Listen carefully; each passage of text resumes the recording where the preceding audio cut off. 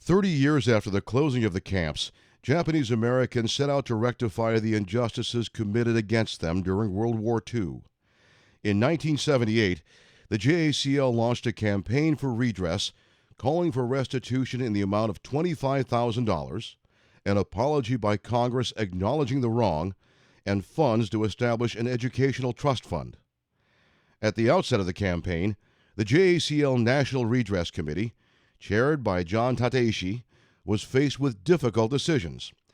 There were some in the community who thought it would be best to pursue a direct appropriation bill, but there was another approach of first establishing a federal commission that was suggested in a meeting between JACL leaders and the Nikkei members of Congress. I don't know whether it was 78 or 79. I got a call from JACL John suggesting that we get together. And my so-called Capitol hideaway was midway between the House and the Senate, so I remember using that office. There were JACL people, a lot of them, Spark, and all of the members of Congress. Norm Mineta, Bob Matsui. So I remember suggesting a commission be formed, which was not hailed with support. Andy Nora was very gracious. We met in the Capitol, his Capitol office. And then about half hour, 40 minutes into the meeting, Inoue says, have you fellas thought about, he looks at me and he says, have you fellas thought about a commission? He said, so what you need to do is have an investigation, a study. And what we'll do is get a blue ribbon commission. We'll get, really distinguished members on the commission and have them issue a report. The JACL National Redress Committee moved forward in support of a legislative campaign that would first establish a federal commission that would serve to educate the public and the Congress about the wartime injustice. After all, with a population that was only 0.5% of the total population of the country, it was clear that Japanese Americans alone could not win this campaign. But even a commission approach to redress had its difficulties and setbacks.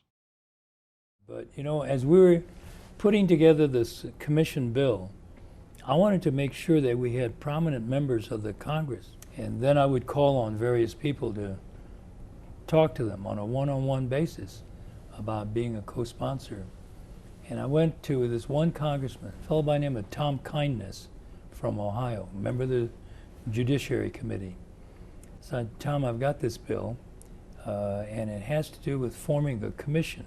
Go back through the whole issue of evacuation and internment. He sort of looked off in the distance. He says, yeah, I remember hearing about it. In fact, I think my old boss somehow was involved in that. He said, well, I was in the general counsel's office at International Paper Company in Ohio. But our senior vice president of government affairs was headquartered in Washington, and I think he had something to do with it. I said, really? I said, what was his name? And he said, Carl Bendetson. And I thought to myself, oh crap.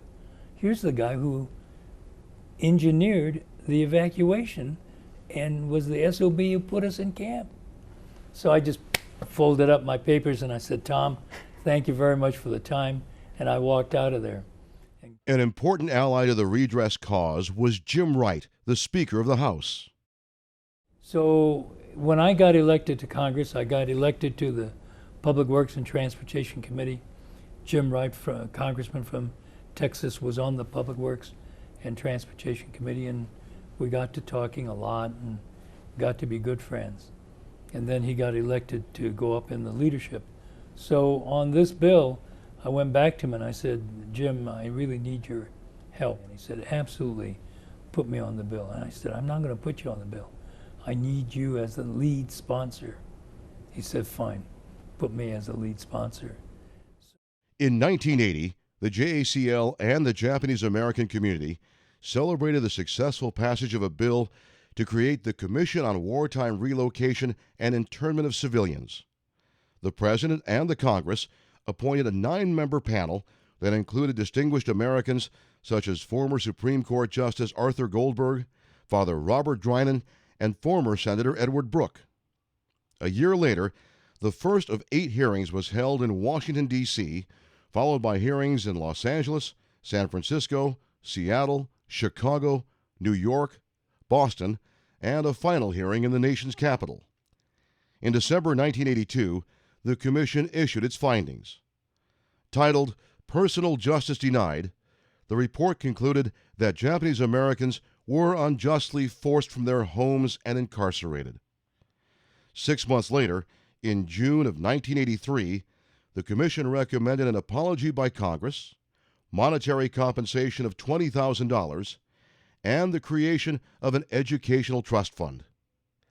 Taking the language of the Commission's recommendations, Congressman Minetta's aide, Glenn Roberts, drafted legislation seeking $1.2 billion to provide for the individual compensation and the trust fund. In that time period. Well, first of all, we had to take the commission report, and Glenn again went through that thing. I don't know how many times. He just poured over that thing and poured over it, and then translated that commission report into legislative language. The Redress Bill was introduced in Congress in 1983. However, it wasn't until 1987 that the way was cleared for Congress to finally act on this measure. During this interim, the JACL had restructured its redress campaign by forming the JACL Legislative Education Committee, led by Minoru Yasui as a chairman and Grace Uehara as the executive director.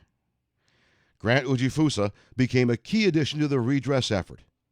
As the co-editor of the Almanac of American Politics, Grant had direct access to members of Congress as well as to important high-level contacts in the administration.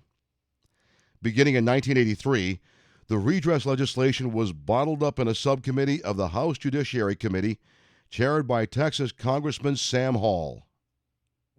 This Congressman Sam Hall, who was opposed to the bill, and Sam was elected with us in 1974, in the same class as I was, and he was in opposition to the bill.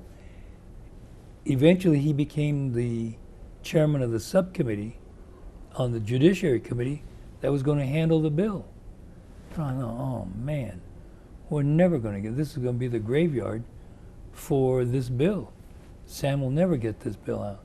I forgot what year that would have been, but anyway, President Reagan appointed him to a federal district judgeship in Texas.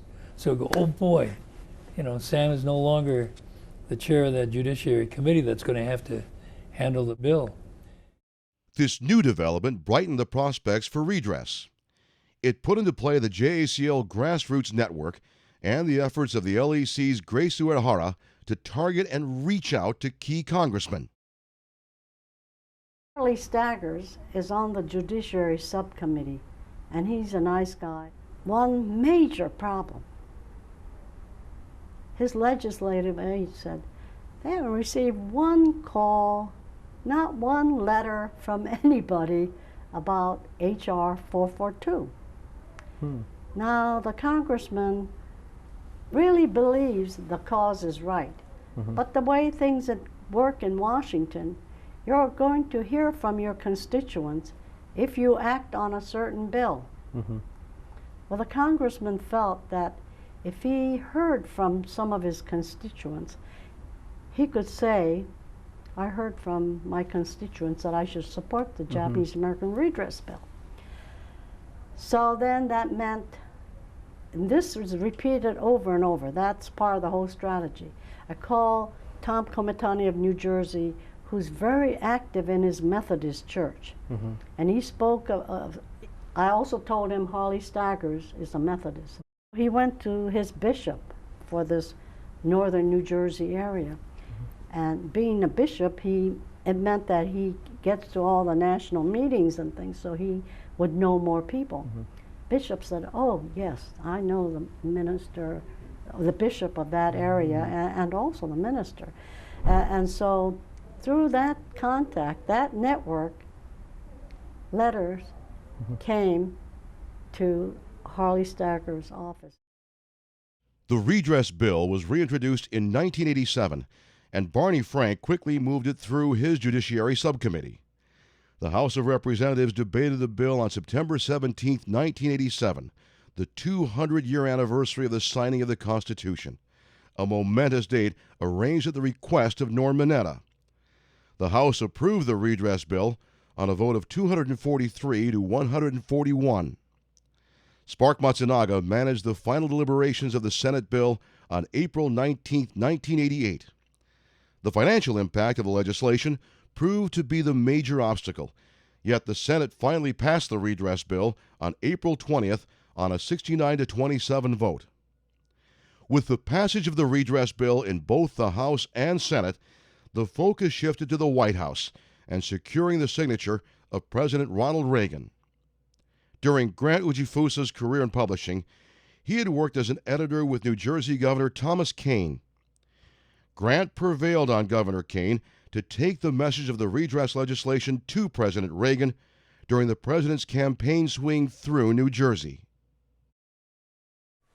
Tom is kind of an old Brahmin, and as you look back on it, it's kind of an Eleanor Roosevelt Brahmin. So he said, yeah, well, Reagan is coming up to campaign for some state assembly candidates, Republicans. And this was 1987, the fall. Or while they were riding along in this limousine, Tom said, hey, you know, you ought to, I think you ought to, you know, look into this Japanese-American redress thing, and maybe you ought to sign that bill.